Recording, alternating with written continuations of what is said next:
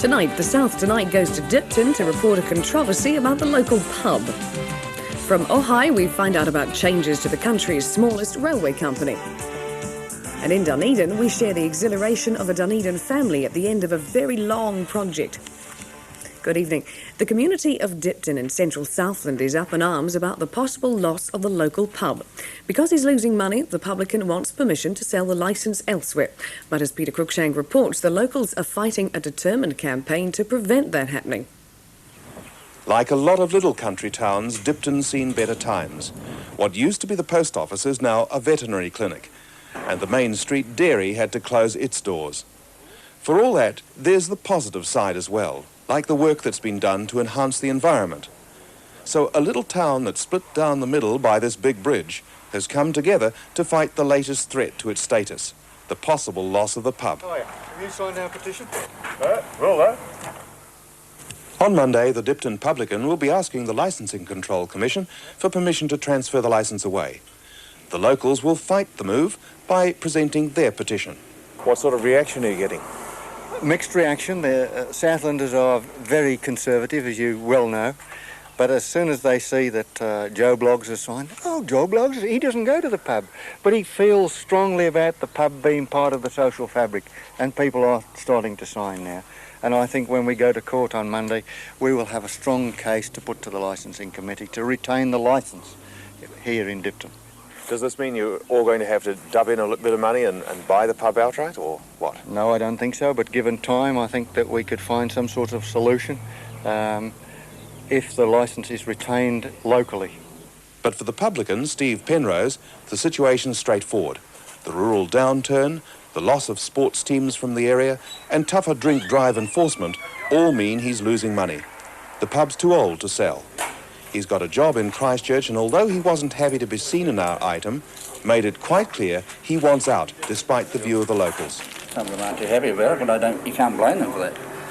But there's no other alternative. You can't just carry on because they want somewhere to drink for half a dozen people of the night. It just doesn't pay the bills. We've got creditors who have to be paid. The only way that can be done is to close it and sell everything up. So Monday's hearing promises to be a significant event in the life of the Dipton community.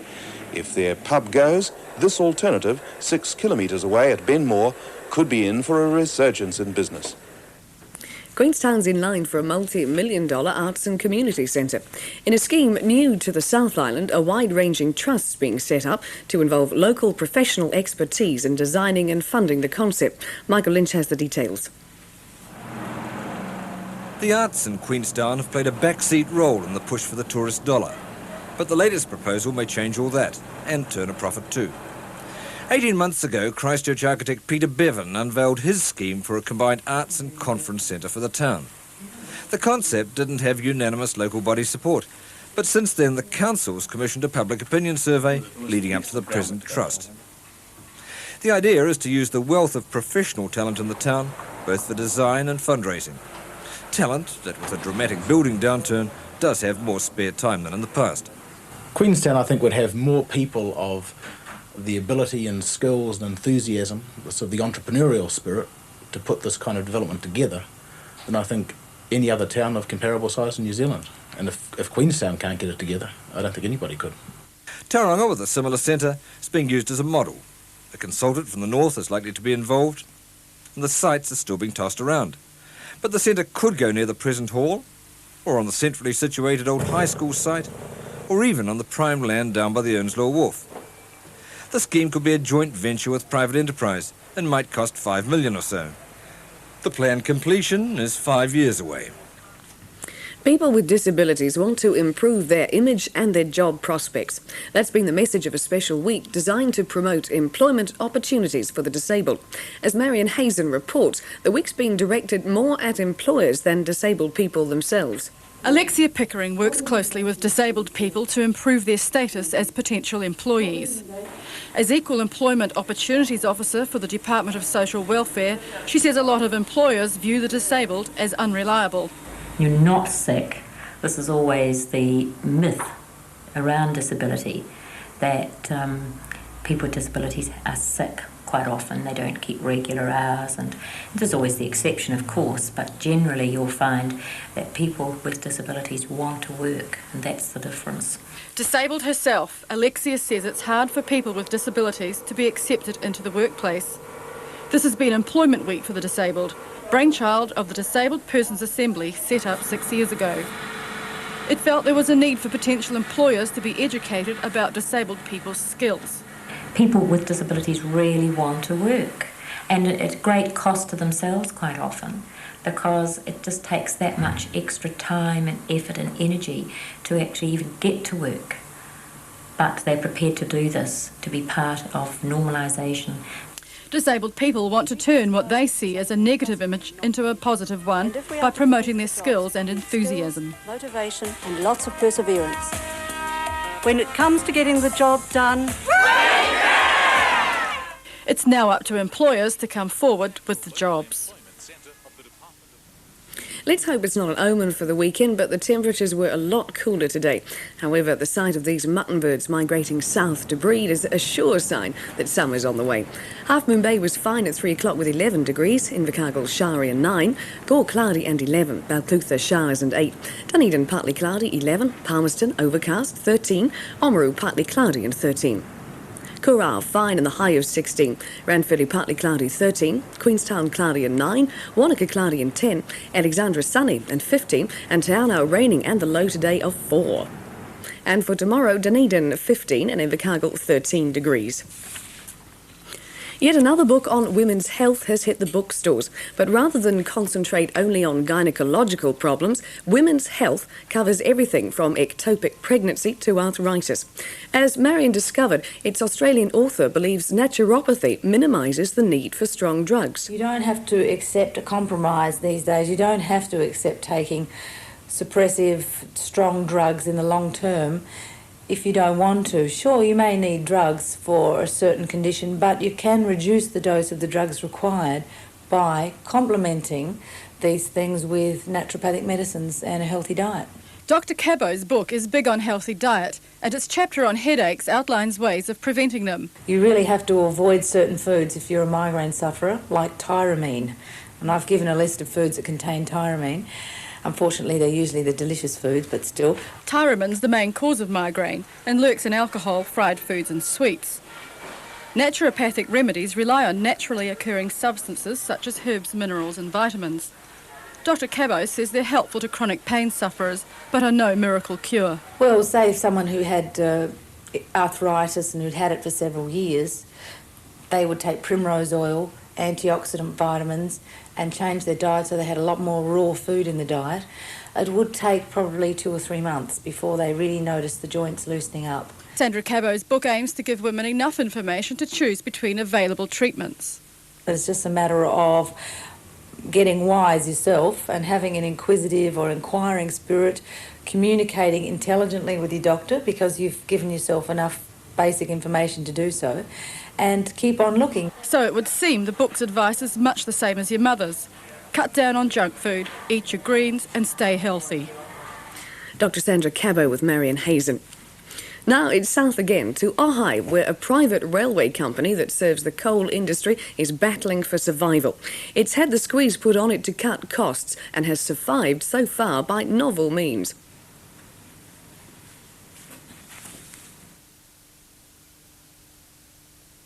Coal mines in Ohai and Nightcaps. Today its only customer is Coalcorp, and it's just completed restructuring to help cut its costs by 25%. One measure was to halve the staff of 8, another to replace its 3 little shunting locos with a larger second-hand loco.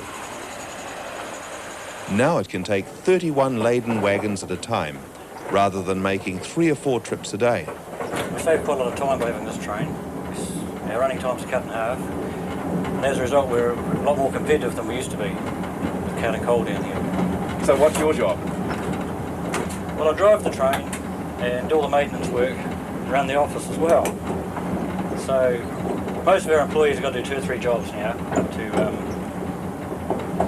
mainly just so we can be competitive and keep our costs down to a minimum.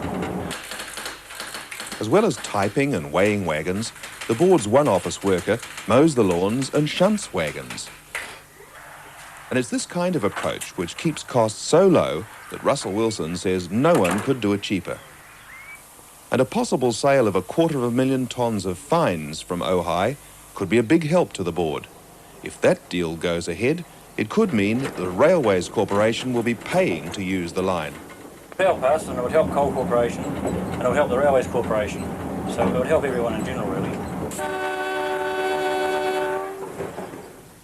There aren't too many office clerks who do a bit of shunting on the side. Peter Cruikshank reporting there, and apologies for the loss of sound at the beginning of that item. 14 years hard work for the members of a Dunedin family ended in smiles today. They launched what's possibly the South's biggest home-built yacht, a 16.7-metre steel ketch-rigged motor cruiser. Michael was among the spectators. There was a lot of people who'd say you'd never do it. Yeah. You can't do it, you cannot build a boat. Yeah. But the Fletchers built their boat. Over 14 long years the boat took shape and their family grew up around it. Getting it to the water today was the easiest part, if perhaps the most spectacular. From a shed in Dunedin's Leith Valley down to the harbour, the stately first voyage of the Southern Spirit had the heads turning. Into the water was relatively painless. A prayer and a launching by Grant Fletcher's 83-year-old mother went with only the usual hitch. But there's no bottling up emotions on a day like this. I guess we've learnt a lot of togetherness. We've learnt a lot of challenging aspects of working together to complete something together as a family task. There must be big bonuses in that. When he asked me if we could build a boat, if we'd like a boat, I said yes, because I didn't know we were going to build the Queen Mary. I thought it was just going to be a boat to putter around the harbour, not anything for ocean going. But what does it feel like now you got it in the water? Oh, it's marvellous. It's just hard work.